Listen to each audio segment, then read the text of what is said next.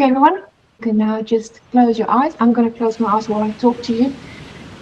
And let's just take 3 deep breaths in through the nose and out through the mouth, just to ground and set our intention and get settled into this space. So breathing in through the nose and out through the mouth. And again, in through the nose and out through the mouth.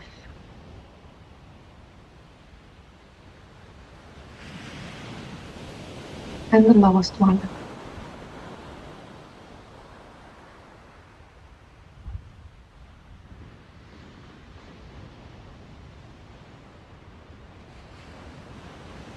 And now, before we begin with the intention setting for cleansing, I want us to just repeat the Reiki principles, and you can just repeat them after me. We're just going to do them once. Just for today, I will let go of anger. I will let go of worry. I will be grateful. I will work with diligence. I will be kind to myself and others.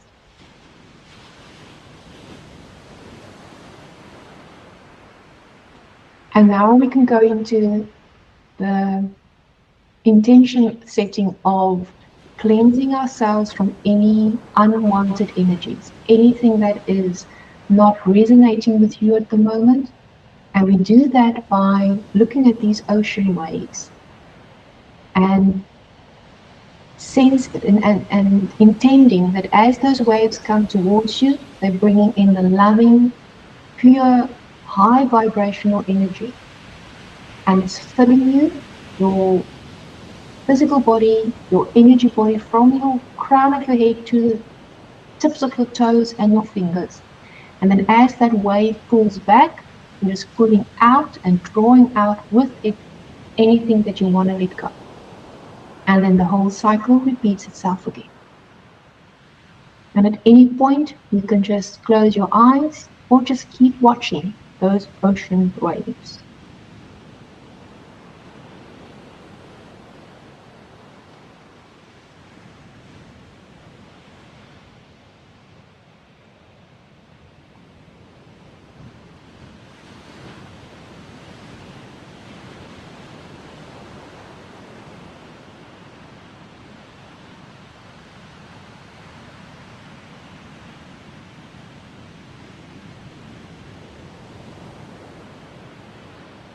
And those big waves that roll in right from the back, they are just gathering speed and beautiful, loving energy. And it's just getting bigger and bigger and bigger as it comes towards you.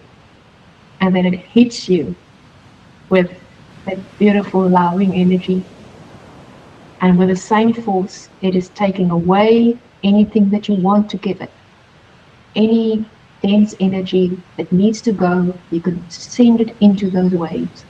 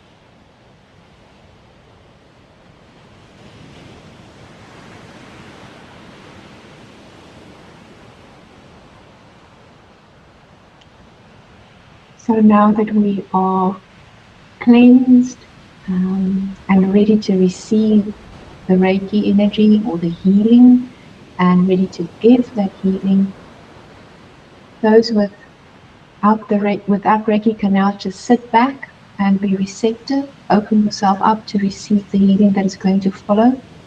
And those of you with Reiki can now connect to Reiki and set the intention that this Reiki treatment that we're going to give now is for the highest and greatest good of everyone and anyone who watches this video and who are in this video call at this moment, and the good of others. And if you have Reiki level 2, you can use the symbols.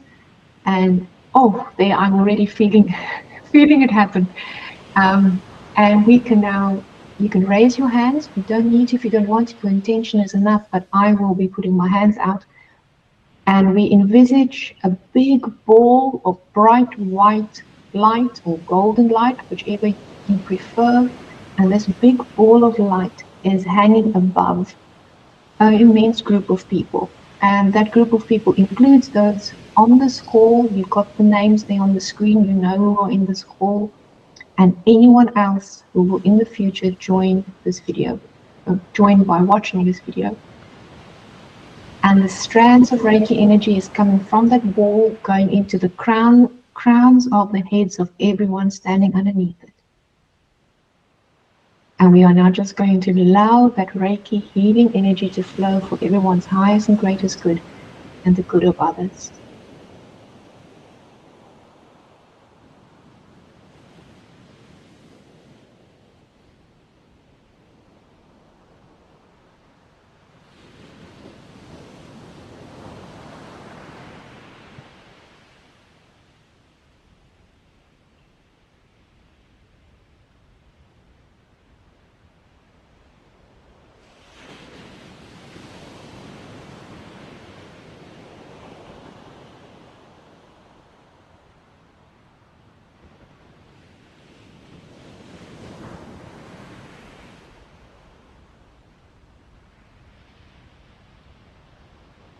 And when we send Reiki to a big group, and we are part of that group, or you know that lots of other people will be receiving this healing in the future, we remember that Reiki works on 4 levels. It's a holistic healing. So whatever you need is what you will receive, be that healing on the physical, the mental, the emotional, or the spiritual level. Reiki is divinely guided energy, and it will go and do what needs to be done, go where it needs to go and do what needs to be done for you to heal yourself on any or all of those levels.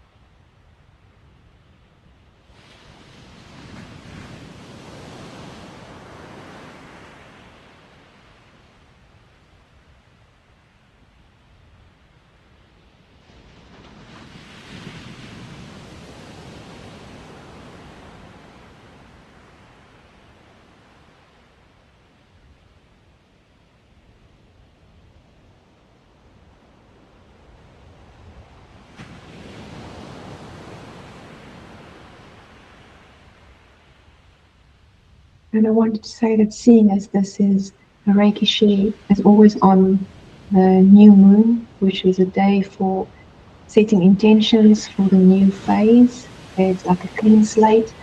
You start afresh. Whatever intentions you want to set, now would be a good time for you to repeat those, that as an affirmation or a mantra or just a concept. Keep that in mind while this Reiki healing is flowing, and you set it as a positive statement, a future statement as if it has already occurred. Then this treatment will definitely amplify the energies behind it and your intention.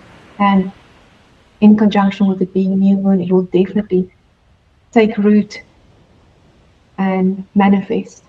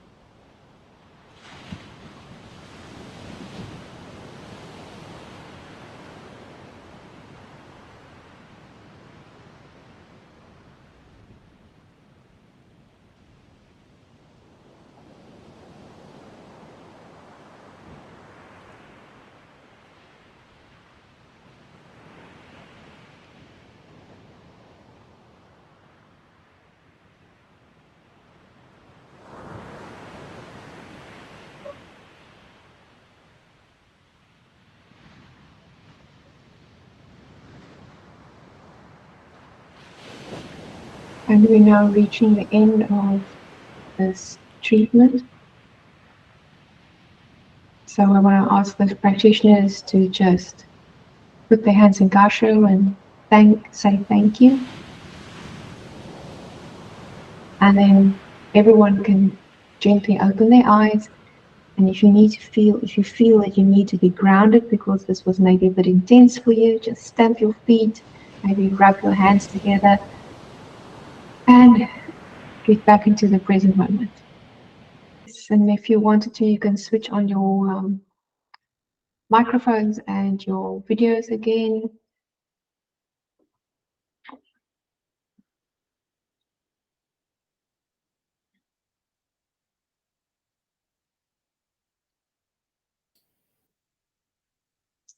Okay.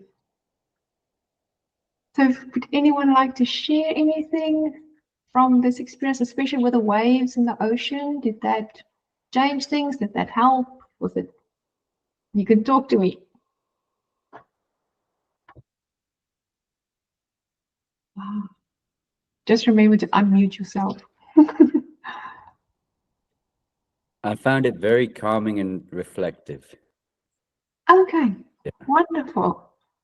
Oh, thank you.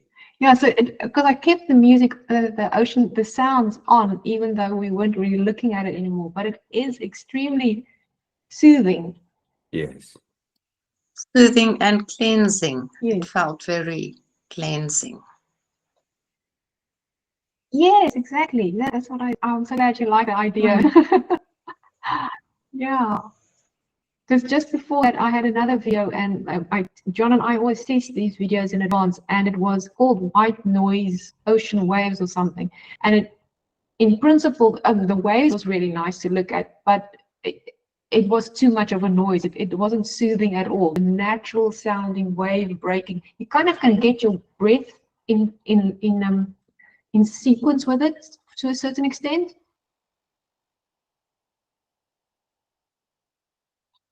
Okay. So, okay, I'm glad you like that. And when I upload the video, I always put a link to the source of the music. So on my website, you'll see the link if you want to play this, the ocean waves sound for yourself as well in future. So I always have a little talk as well. I try to have a little topic that we talk about. And this week, I read something. I was reading a book, and it's not a Reiki book. It's just it's actually called, yeah, The Untethered Soul. Oh, can you see it? There we go. Oh, doesn't matter. The Untethered Soul is the book's name. And one of the stories that Michael Singer, in one of the chapters, he talks about, I think the passage is more about the heart, or the chapters about the heart, and allowing the heart to open and close, and allowing energy to flow in and to flow out. But he refers to stuck emotions. And that made me think, us as people who either receive Reiki treatments or give Reiki treatments, we are very aware of this whole concept of energy getting stuck somewhere, or holding on to a negative emotion. And the whole idea of doing yoga, doing yin yoga, breath work, energy healing, trauma release, all of those things are geared towards releasing a stuck, dense energy. And this could be a really like a big traumatic event, but it can also be something like just the irritation from the noise from your neighbor's dog. That is an irritation. It can get stuck and it becomes this big thing in your life or in your day or in this moment. But it's all got to do with a denser energy that gets stuck. And then in the book, Michael Singer kind of explains it really, really well. And when I read it, I thought, I need to share this with you. Because he's explaining how it happens. How does it, what's that moment when something that's a stuck energy becomes a stuck energy?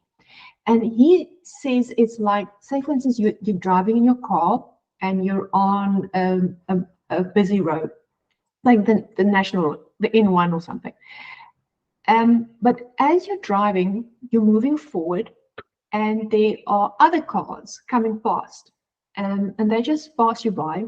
There are trees that you notice, but they just pass through you in a way. You can you kind of think of it as you passing through them. You're in this moment, the next moment, every moment there are things coming at you, but they don't linger. You move through them into the next moment. You move through into the next. So that's road signs. That's other cars. That's trees. That's traffic lights. It's everything. They just pass you by. And then what if you saw a car that's a similar make, model, color as your ex-girlfriend, and there's someone sitting in this car that looks very much like her, same hairstyle, same hair color, and next to her there's a man, and the two of them are having a conversation, and they look very happy, and they're laughing at the moment that this car comes past you. Now, your attention is focused on this moment where you saw these two people in the car that reminds you of your ex-girlfriend. And all those feelings that are related to that specific moment now has the potential of becoming stuck energies if you don't allow that one moment to pass through you, to pass you by, to roll over you, just like all the trees that you've passed up to this point. And that's the way that something that it has the potential of dragging you down, becoming an energetic block, the thing that can put your whole day and your energy body and even your life sometimes out of balance. If you think that, say, for instance, you've now seen this car with this woman that reminds you of your ex-girlfriend, and it might be her, it might not be her, who knows, right? This is all just a fleeting moment. If you were then on your way, say, to Pick n Pay, you arrive at Pick n Pay in the car park, I bet you won't know what happened between the moment that you saw her car and you parking there. Everything else has kind of disappeared. It's as if they weren't even there. because you were so stuck in this moment, and this one moment kept repeating itself, and it becomes bigger, and it blocks out everything else that was there, that you know is there. The trees, the other cars, the blue sky. You don't know any of that because your mind is focused on this, seeing this car. And he actually describes it really, really well in this one little sentence. I'm just going to read that to you. So he says, life must now compete with this blocked event for your attention. And the impression does not just sit there quietly. You will see that your tendency is to think about it constantly. This is all in an attempt to find a way to process it through the mind. You didn't need to process the trees, but you need to process this. Because you resisted, it got stuck, and now you have a problem. So, with that, talk to me. What do you think of this? Does this ring a bell? Does this help with the idea of how does something get stuck in that one moment, and the concept of you having to move through the moments, and if you don't move through them, they just become this block for you until you can release it and have said, instead, I have moved through this. Aaron, you look like you want to say something. Okay, I will then. um, I would say, like, and obviously it depends on the personal situation to the individual, but ultimately, that situation that happens at that point that triggers something within you takes you back to a previous place, which isn't the present moment. So you are revisiting something from the past, even if it's true or not, from the past, and you're bringing it into your present. And at that moment, you may not be being present because you are sat with a past memory. And that past memory might be something that was happy at the time, but because it's now gone, it gives you a feeling of sadness at this point in time, or loss. And that's okay. But how long you stay in that moment of not being here, but being there, is going to determine how much you suffer as a result of it, because you are locked into something that isn't actually real now, but you're going back to it. So it's a trigger, and for, I guess it's okay to, I mean, it could be someone that's passed away, even, like, for example, like, where you have a memory that you'll never have another memory with them again. And so that's a beautiful thing to be able to go back to, because you know or believe you won't necessarily see it in this life. So that's okay to go there. But the moment then you continue to dwell on it, you're taking the present moment and kind of dishonoring it by staying on something that might make you sad. And if it makes you happy, then maybe that's okay. Maybe not. But if it causes you sadness, then the ability to be able to understand the moment or the purpose of it, and to be able to then come back to the present moment and decide, okay, what do you want to do now next as a result of that, I think can help ease that suffering. If it's, for example, an ex that you know. Yes. John, do you want to say something? Your camera. Yes, just want to say what you just said there, Aaron. It's so very well put. That's very, very insightful. I do suffer, or I have suffered from this quite a lot. I've had a very turbulent life, and I find there are quite a few things that can trigger me. But what I've had to learn to do over the years is basically hone all my emotions and identify all the emotions, and then put a reasoning behind it. Why am I feeling certain things? And once I've managed to achieve that, it was actually not easy, but it was easier to get over these things where if something would trigger me, I could look at it objectively and try and understand why it's a trigger for me. And if it was something that took me back to something not so nice to deal with. You know, I could just think of it and then say, oh, okay, yes, that happened, but I'm over it now. It's been a while. And then what I do is I literally change my mind. You have to change your mind. You have to change your thoughts. And it takes practice and it takes a while to do. But in simple terms, the easiest thing or the most practical thing to do is literally just think of something else. And what I do is I think of something that makes me happy, something that I appreciate. So if I'm taken back to something that happened to me in my childhood, I just think of something that I've achieved as an adult that makes me happy. And you know, it takes a while. It takes a while. It takes extra focus. The same as to make hot water cold. It doesn't take a lot of cold water to make hot water cold, but it takes a lot of hot water to make cold water hot. So it takes more effort. You have to put more energy into thinking something positive, whereas a negative thought can change your mood very quickly. But then it just takes practice. You have, even if you have to count 10 things that you're grateful for, and then at least you can change your mind and then stop thinking about that trigger. Yeah. Yeah. I wasn't expecting that story to come up with these two things. I was thinking stuck energies, blah blah blah, and now we're going to deep delve into handling past triggers. But this is so important because it's those triggers that are causing this big block and opening yourself up to more triggers, right? And it's so true. Like I don't know what you were saying. If it's and it's always going back to the past, but it could be a happy past or it could be an unpleasant past. And it's up to you to decide in the moment, what am I going to do with this thing that I'm faced with this moment of a potential trigger or a potential reminder of something happy. It's up to me. What do I do with this in this moment? Yeah, and you can quite easily, if you dwell on that negative trigger for too long, over time it can turn into depression, and then you get stuck in there. And the longer you stay in it, the harder it is to come out of it.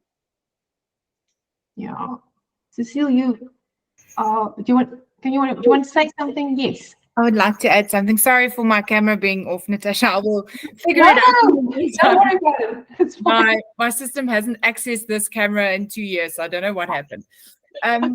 So I read the other day that the longest distance you will ever travel is the 18 inches from your head to your heart. And that was such a beautiful thing that I read just at the right moment, because often what happens when we do get triggered is that, yes, you experience something in your body and you recognize that you are being triggered by something, whether it is something happy or unpleasant from the past. The moment you notice that you are being triggered is actually the great part of it, because then you can start rumbling with it. Why am I feeling this? And just acknowledge that you're feeling that. And then, learn from it what you need to learn from it, or just acknowledge it and release it. But when we don't notice that we're being triggered, that's when the mental body takes over. And that is actually when we start living in the head. And that is, well, in my experience, in any case, that's when you start living in your head and not from your heart space. And that is what causes my suffering quite a bit. So, and anxiety and everything else. And you start feeling the blockages in your body, in the solar plexus, in the heart space. And then it actually starts impacting your security, your sense of safety, and that sort of thing. So that is when the entire system becomes blocked or a bit imbalanced, I would say. Yeah. So yeah, that I just wanted to share that saying of the longest distance that you'll ever travel is the 18 inches from your head to your heart. So that has been so powerful to me, because because I work in a corporate environment as well. So it's very analytical. It's always from the head space. It's always from the mind. So when we start living from the heart, it changes things a bit. Wow. Oh, thank you so much for sharing that. That is really, that kind of sums it up. And then the little added bit of the awareness, because you still can't start traveling that road from the mind to the heart if you don't notice that you're all up here. So we have to have that awareness. Oh man, I'm so sorry that we're almost going to be finished now. This Google Meet can only go for an hour, and it's almost finished. I think I need to invest in Google Meet for longer so we can do this and keep talking and talking and talking. I love all of it. Okay. So this was a good discussion, a good talk to have, and we've shared so many valuable things about awareness, and the choice is yours, and heart space and mind space and triggers and everything. This is amazing. So if anyone has anything else that you want to add, we can maybe go for a minute, maybe 5-6 minutes more. If someone wants to wrap it up, one little. This is like the quote of the evening. No pressure, but. Sorry, I know I've spoken already, but if No, no one else, I just want to say, based on what Cecile said as well, or Cecilia, I'm sorry if I pronounce your name wrong. That thing between the mind and the heart, to me, and it's just the way I kind of visualize it, is that moment, like when you use that analogy, Natasha, about seeing the car and you see the person in it. The way that and John, I think you said as well, when you recognize it, then you can do something about it. But when you don't, you just do this, and there's no way out. No one can really point you out of it until you get out of it. They might be able to help you or signpost you, and to me, the way I visualize that is when that happens, is if I see anyone that I already know, especially. I mean, if it's someone I don't know, there might be an energy about them, but if it's someone I do know, then I've got a past experience of meeting them, conversations. And there's only so much your mind will store here, right? Because you have loads of experiences. But your body's intelligence, I believe, stores everything, even if you can't recall it in your mind. And then when you see someone, I believe, or the way I interpret it, is every experience I have of knowing them, every communication, every visual touch contact I've had with them, I believe the body intelligence brings that back to you in a nanosecond, and before your brain processes it, you have this feeling in your heart, that emotion that decides whether this is like intense, whether it's love, whether it's fear, anxiety, and it comes before your brain can process it. And if you grab onto that and this ball of stress, if you hold it, then it fuels your mind, because your mind says, I can feel this, and it starts to then go round and round. Whereas if you can get to the point where you realize this reaction is because of lots of things that I know about this person, but I'm not going to let that drive my decision making. I'm going to pause and just go, okay, it's just the situation. I have a decision to make. You don't react, you respond. But just the head, the heart, the 18 inches, I like that analogy. That's really powerful, And for me, I view it that's the way I view it anyways, kind of my body somewhere stores all of this stuff, and it puts it back out again when I see someone. And my brain doesn't sometimes understand it, but then the brain tells me to respond with a vocal message. When it hasn't really understood it, it's just an emotional position that I haven't taken time to digest. And that then will fuel the response from the other person, if the other person is there. But it can fuel everything else if you can't, or you don't have time to pause and understand what's really going on, which is difficult in emotional situations or situations where you feel loss or disappointment. So that was all, but it's related to what Cecile said about the 18 inches from head to heart. So many amazing things. Cecilia said people will forget what you have said to them, but they will never forget how you've made them feel. And this is exactly it. Yeah. Absolutely. The words, the words are like maybe 10% of the experience you have from someone. How someone looks at you, how they speak to you, how they might touch your arm or something while they're making a communication. That's very true, I believe. Yeah. No, absolutely. Wow. Amazing. I'm so glad we recorded this, because I already can't remember half of all the good stuff we've just said. Thank you everyone for being here with us and for contributing, for taking part. And I mean, if you want to continue this conversation, we can just use the WhatsApp group, even though the people who didn't attend the call wouldn't totally know what we're talking about, but we can tell them, go to the website when this is uploaded. But in the meantime, you can share all the stuff you've just shared in here and share it with the group. It's so lovely to have all of you on here, and I'm already looking forward to the next one and to seeing some of you in April in the course and some of you next weekend. And thank you for being here and for taking part, especially you guys who don't know me from anywhere, but you still took the time on a Sunday. So I hope you have a fantastic week and a fantastic march into the next new moon, which is part of April as well, this whole new phase. So thank you, everyone, and stay in touch. Please use the message board and talk to us and share all this beautiful stuff.